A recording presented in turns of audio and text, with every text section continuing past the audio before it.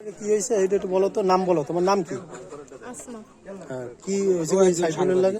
আল্লাহ সমস্যা নেই হইছে প্রথম তো কিছুই হয় না, মানে অনলাইনে সম্পর্ক হইছিল, তখন স্বীকার যায় না যে বিয়ে হইছে। ওর কইছিল যে প্রথম একটা বিয়ে হইছে, ওর ওই বউ ছাড়িয়ে দিছে, কাগজটা কোর্টে আছে। আমরা যখন বিয়ে কাবিন করবো তখন ও কইছে যে 1 মাসের মাথায় তোরে আমি এই ডিভোর্স পেপারটা অর্ডার দিয়ে দিব তোরে আমি, এই কথা কই আমারে ই করছে বিয়ে করছে। পরে তোমার এই স্বামীর যে ডিভোর্স দেওয়া হয়েছে এটাও তো দেওয়া হয়েছে।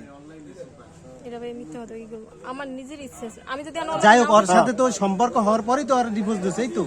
হ্যাঁ, সম্পর্ক হওয়ার পর ওর সাথে তোমার সম্পর্ক হয়েছে পর তুমি ডিভোর্স দিছো। পরে পরে এখন তুমি দেখো কি দ্বিতীয় বউ আইছে?